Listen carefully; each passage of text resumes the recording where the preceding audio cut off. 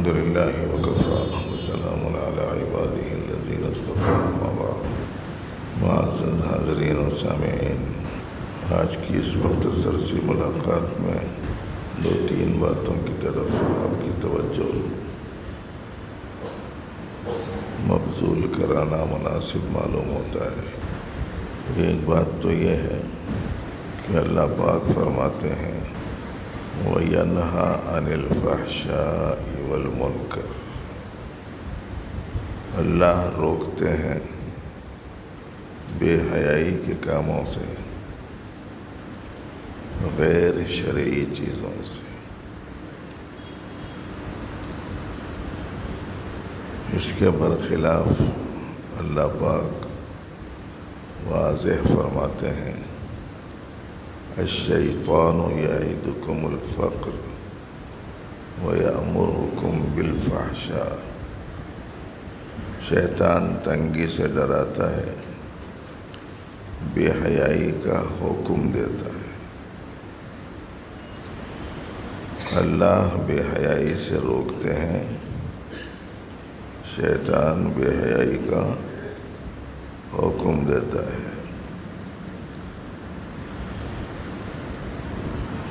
چونکہ اللہ کی ذات خیر محض ہے، ان کی ذات میں خیر ہی خیر ہے، اس لیے جس میں خیر ہو اس کا حکم دیتے ہیں اور جس میں شر ہو اس سے روکتے ہیں۔ اور شیطان میں چونکہ شر ہی شر ہے، اس لیے جس میں شر ہو اس کا حکم دیتا ہے اور جس میں خیر ہو اس سے روکتا ہے۔ یہ ایک موٹا قاعدہ ہے یاد رکھ لینے کا، اور وہ بھی میں نے قرآن کریم کے حوالے سے آپ کے سامنے رکھا ہے۔ اللہ پاک کہتے ہیں ان اللہ یأمر بالعدل والاحسان وایتاء ذی القربی وینہی عن الفحشاء والمنکر والبغی۔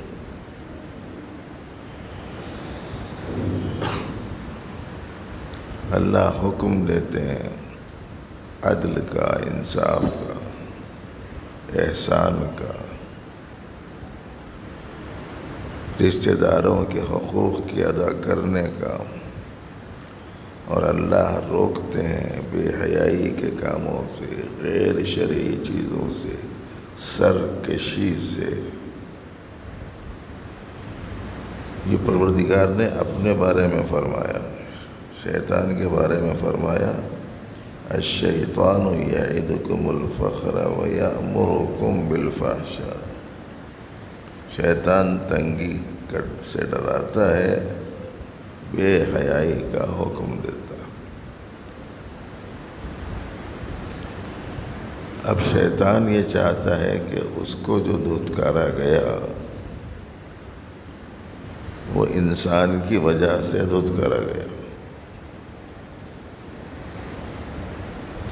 اس لیے کہ انسان میں جد امجد حضرت آدم علیہ السلام کو سجدہ کرنے کا حکم ملا تو اس نے انکار کیا، تو اللہ نے اسے اپنے دربار سے نکال دیا، دھتکار دیا۔ اب جب اس نے رحمت الہی سے محرومی کو محسوس کیا تو وہیں سے بول کے آیا، کیا اب انسانوں کو بہکانے میں کوئی کسر نہیں چھوڑوں گا، لَأَقْعُدَنَّ لَهُمْ صِرَاطَكَ الْمُسْتَقِيمَ، آپ کا جو سیدھا راستہ ہے نا اس کے اوپر بیٹھ جاؤں گا میں، پھر اس کے بعد میں ان کو بلاؤں گا۔ ثُمَّ لَآتِيَنَّهُمْ مِنْ بَيْنِ أَيْدِيهِمْ وَمِنْ خَلْفِهِمْ، سامنے سے بھی بہکانے کی کوشش کروں گا، پیچھے سے بھی، وَعَنْ أَيْمَانِهِمْ وَعَنْ شَمَائِلِهِمْ، اور ان کی دائیں جانب سے بھی بہکاؤں گا، بائیں جانب سے بھی بہکاؤں گا۔ اور اس کو اتنا اعتماد تھا وَلَا تَجِدُ أَكْثَرَهُمْ شَاكِرِينَ، اس درجے میں کہوں گا کہ تیرے اکثر بندوں کو ناشکرہ بنا کر ہی چھوڑوں گا۔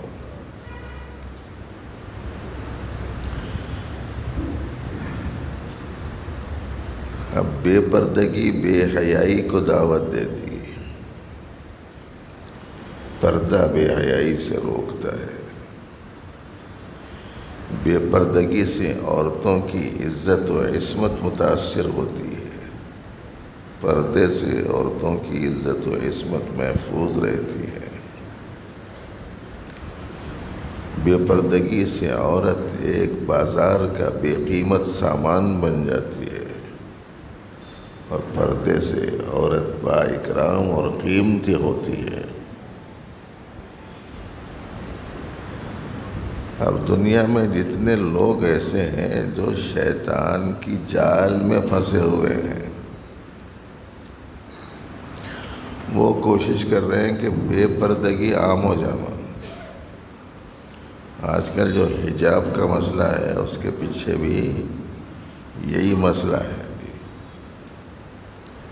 حجاب کے پیچھے جو مسئلہ ہے وہ یہی ہے کہ عورتوں کو یا بے حیائی کو بالکل عام کر دیا جائے، تاکہ ہر قسم کی خرابی، فساد، بگاڑ دنیا بھر میں پھیلے اور شر غالب ہو جائے۔ اس لیے اگر کوئی ریاست ایسا کوئی قانون بناتی ہے تو کہیں ایسا نہ ہو کہ ہمارے دل و دماغ میں بھی کچھ ایسی ہی بات آ جائے کہ بھائی چلو اب قانون ہی بن گیا نا، کیا کرنا، لے کے نکلو باہر عورتوں کو بے پردہ، پھرو گاڑیوں میں بٹھا کے چوطرف۔ کوئی پوچھے ارے یہ کیا جی، شریف خاندان کے تم لوگ، تمہارے خاندان کی عورتوں کو کبھی بے پردہ نہیں دیکھے، یہ کیا کر رہے ہیں تم، لے کے پھر رہے ہیں ایسا، کیا بولتے ہیں؟ ذرا آنکھیں کھلی رکھو جی، کیا قانون پاس ہوا معلوم؟ اس واسطے سے ان کو یہ معلوم ہونا چاہیے کہ ہمارے ہندوستان میں بے پردگی کا قانون نہیں ہے۔ وہ مدرسے کے، اسکول کے یونیفارم کی حیثیت سے اس کو وہ لوگ جو ہے لازمی قرار دیے، وہ بھی خاص ریاست میں، وہ بھی خاص دباؤ میں۔ عمومی حکم نہیں ہے وہ۔ اس واسطے ایک تو یہ ذہن میں رکھو، ہمارے پاس میں عظمت رہنا اللہ کے احکام کی۔ ویسے بھی یہ قانون نہیں بننے سے پہلے بھی اکثر لوگ لے کے بے پردہ ہی باہر نکل گئے۔ اس کا مطلب یہ ہے کہ شروع سے ہی ہمارے دل میں دین کی عظمت نہیں ہے، اور یہی وہ مصیبت ہے جو آدمی کو آہستہ آہستہ بے دینی کی طرف کھینچتی چلی جا رہی ہے، اور یہی وہ حالت ہے جس کی وجہ سے اسلام دشمنوں کو ہمت بڑھ رہی ہے۔ اس لیے اپنے آپ کو بے قصور مت سمجھو، ہمارا بھی قصور ہے اس میں۔ جو لوگ بے پردگی رکھتے ہیں اور بے پردہ خواتین کو لے کر پھرتے ہیں اور پردے کا اہتمام اپنی خواتین کے سلسلے میں نہیں کرتے، ہندوستان کا ایک شاعر گزرا ہے اکبر الہ آبادی بول کے، اس نے کہا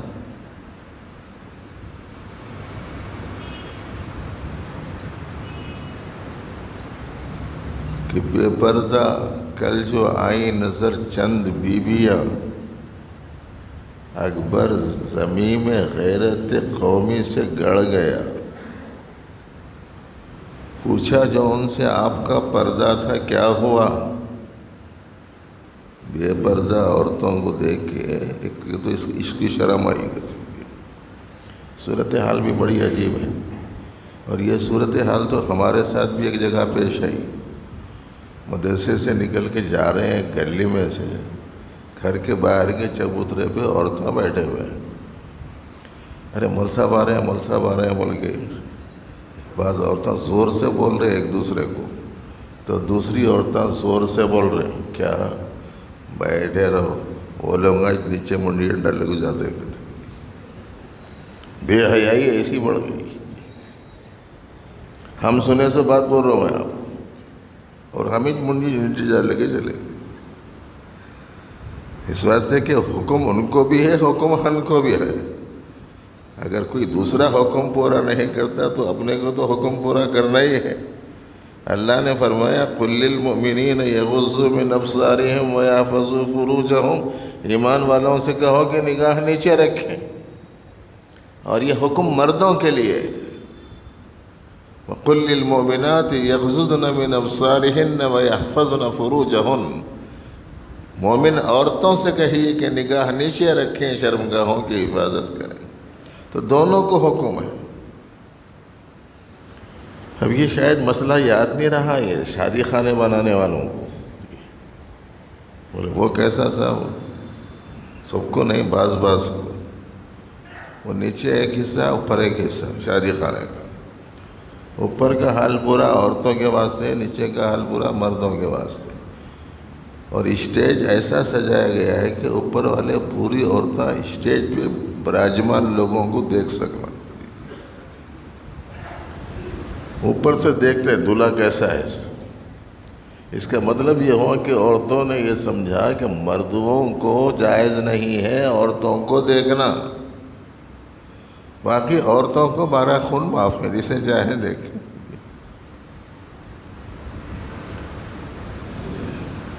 تو وہ جرا اکبر گزر رہا تھا، الہ آبادی شاعر، اس نے دیکھا عورتیں بے پردہ ہیں تو کہتے کہ مجھے تو بڑی غیرت آئی، بڑی شرم آئی، ایسا جیسے کہ گویا میں زمین میں گڑ گیا ہوں۔ پلٹ کے پوچھا جو ان سے، آپ کا پردہ تھا کیا ہوا؟ پہلے تو تمہارا پردہ ہوا کرتا تھا، پردہ گیا کہاں؟ پوچھا جو ان سے آپ کا پردہ تھا کیا ہوا؟ کہنے لگی کہ مردوں کی عقلوں پہ پڑ گیا، ہماری عورت بے پردہ باہر نکلتی ہے اور مرد کو شرم نہیں آتی، ہماری بچیاں آدھا لباس پہن کر باہر نکلتی ہیں اور ماں باپ کو شرم نہیں آتی۔ اللہ کے بندوں، اللہ کے پاس جواب دینا ہے۔ اسلام قبول کرنے والی امریکن خاتون، اسلام قبول کرنے والی امریکن خاتون، سر سے لے کے پاؤں تک کپڑے میں چھپی ہوئی، دستانے تک پہنی ہوئی، سفر کے درمیان میں آستین یہاں تک ہوا کے زور سے جھکڑ کے آنے سے ذرا سا ایسا کپڑا ہٹا اور یہ حصہ نظر آ گیا تو جس کے ہاتھ پہ اس نے اسلام قبول کیا تھا اس سے پوچھنے لگی کیا یہ میرا حصہ آگ میں جلے گا؟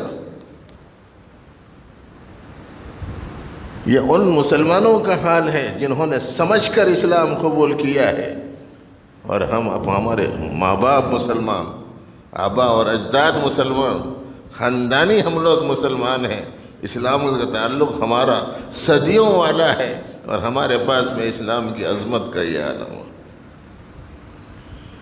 اس لیے ایک تو بھائیوں یہ بات ذہن میں رکھو، یہ حجاب کا مسئلہ چل رہا بول کے سنایا میں مسئلہ حجاب کا، اور دوسری جو مختصر سی بات آپ کے سامنے رکھنی ہے وہ یہ ہے کہ حدیث شریف میں آتا ہے کہ جو لوگ جس قوم کی مشابہت اختیار کریں گے وہ انہی میں سے ہوں گے۔ اس لیے ذرا خیال رکھنا ہم لوگ کس کی مشابہت اختیار کریں، ہمارے کو دیکھے تو کون سمجھ میں آ رہے ہیں، ہماری شکل، ہماری صورت، ہماری وضاحت، ہمارا کھانا پینا اور ہماری تقریبیں خوشی کی غمی کی کسی دوسروں کے مشابہ تو نہیں ہو۔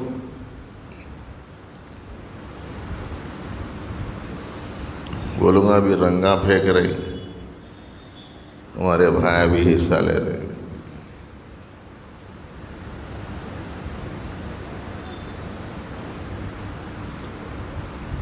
دوسرے لوگ مختلف قسم کے ان کے اپنے مذہبی تہوار کر رہے ہیں، اور ہم لوگ بھی ان کے تہواروں میں برابر کے شریک ہیں۔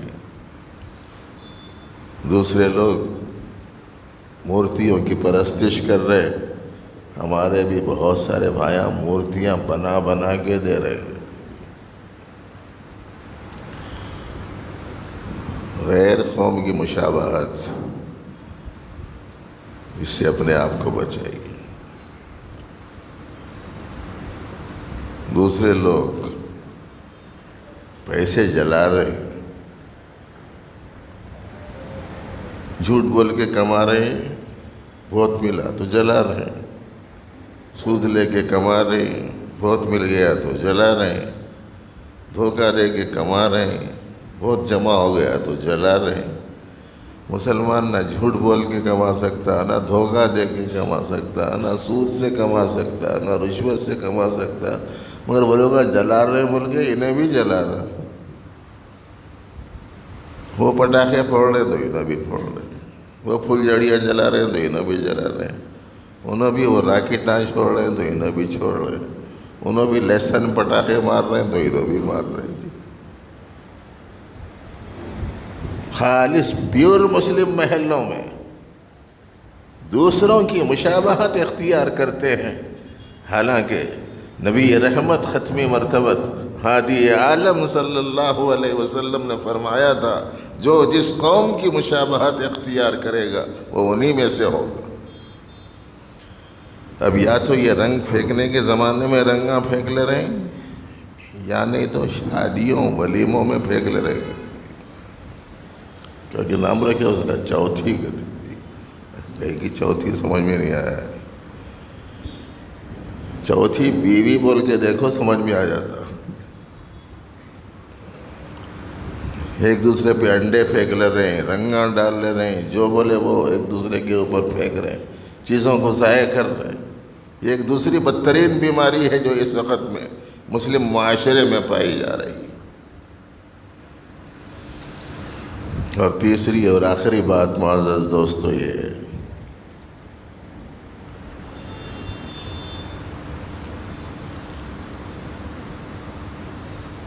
کہ عام طور پر پروردگار عالم ایک خاص موقع دیتے ہیں اپنے بندوں کو نوازنے کا، ان کے غلطیوں کو درگزر کرنے کا، ان کے گناہوں کو معاف کرنے کا ایک خاص موقع دیتے ہیں۔ تو جو شخص اس خاص موقع پر معافی مانگے گا اللہ معاف کر دیں گے، مغفرت چاہے گا اللہ مغفرت فرما دیں گے، توبہ کرے گا اللہ قبول فرمائیں گے۔ خاص طور سے کچھ خاص مواقع ایسا ایک ان کا عمومی اعلان بھی ہے، جو جب بھی معافی مانگے گا اللہ معاف کریں گے، جو توبہ کرے گا اللہ قبول کریں گے، جو ہر روز رات کے آخر حصے میں مغفرت طلب کرے گا اللہ بخش دیں گے۔ لیکن کچھ خاص موقعات ہیں، جیسے 15ویں شعبان کا مسئلہ ہے، یا جیسے شب قدر کا مسئلہ ہے، یا جیسے جمعہ کے دن کا ایک خاص وقت ہے، یا جیسے تہجد کا وقت ہے۔ یہ مخصوص اوقات ہوتے ہیں جس میں خاص طور سے بخشش ہوتی ہے۔ بالخصوص مغفرت کی جو 2 شبیں ہیں، 15ویں شعبان کی اور شب قدر، اس میں مغرب سے لے کے فجر تک اعلان ہوتا ہے۔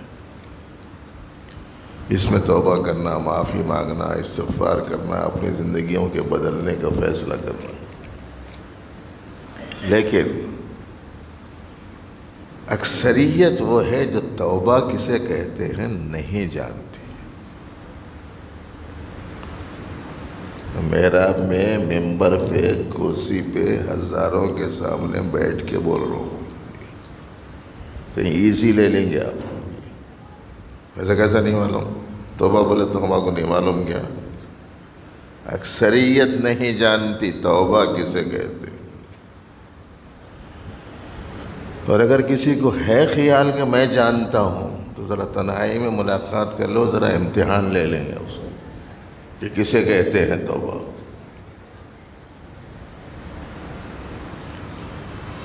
اور پھر بہت سی چیزیں تو ایسی ہیں جسے گناہ بھی نہیں سمجھتے. جب گناہ ہی نہیں سمجھتے تو توبہ کیسا کریں گے بتائیے؟ بہت سی ایسی چیزیں ہیں جسے گناہ ہی نہیں سمجھتے تو پھر توبہ کیسے کریں گے؟ یہی وجہ ہے کہ بدعات کے بارے میں آتا ہے کہ لوگ بدعات کو گناہ نہیں سمجھتے تو توبہ کی توفیق نہیں ہوتی.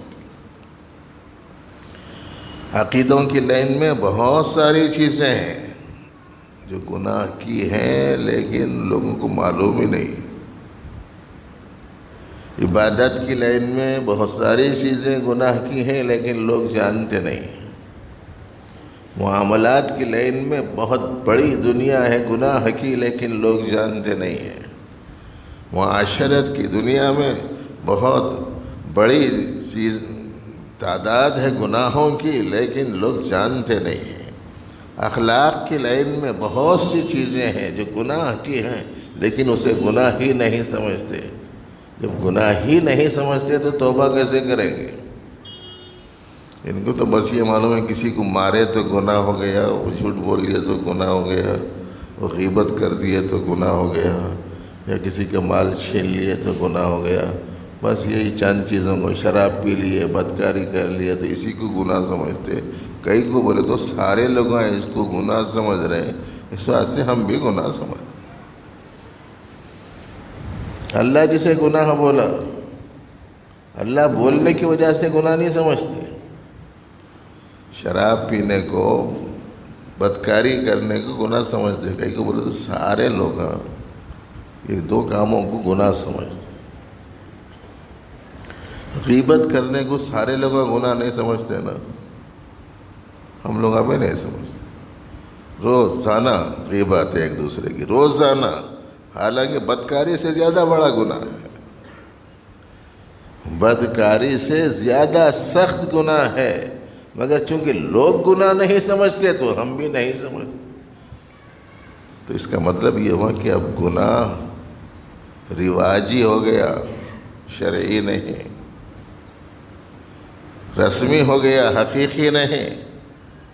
اسی لیے ہر لائن کے گناہ کے بارے میں تفصیلات معلوم کرتے ہوئے اس سب سے خوب عاجزی انکساری کے ساتھ رو رو کر دعائیں مانگنا، معافی چاہنا، آئندہ نہیں کرنے کا ایسا پختہ ارادہ ہونا کہ دوبارہ اس کی طرف پلٹ کے نہیں دیکھ سکنا. کسی کا حق متعلق ہے تو جا کے اس کا حق ادا کرنا یا معافی مانگ لینا، اور فی الحال بھی اس گناہ کو چھوڑے ہوئے رہنا. بعضی لوگ ایسے ہیں کہ گناہ کرتی حالت میں توبہ کرتے ہیں. پتہ نہیں جملہ سمجھ میں آ رہا ہے کہ نہیں آ رہا. گناہ کرتے ہوئے ہونے کی حالت میں توبہ کرتے ہیں. یہ اس لیے سنا رہا ہوں کہ آج شام میں مجھے تو سنانے کا یہاں آپ لوگوں کو موقع ملے گا نہیں. اس واسطے بولا کہ بھائی چلو کم از کم توجہ دلا دیں کہ ذرا سچی پکی توبہ کر لو. یہ توبہ کرنے کی رات ہے، جگہ جگہ جا کے تقریریں سننے کی رات نہیں ہوتی. یہاں جا رہے ہیں ان کی تقریر سن رہے ہیں، وہاں جا رہے ہیں ان کی تقریر سن رہے ہیں. جی ایک لائن کے لوگوں کی بھی سن رہے ہیں، دوسرے لائن کے لوگوں کی بھی سن رہے ہیں، تیسرے لائن کے لوگوں کی بھی سن رہے ہیں.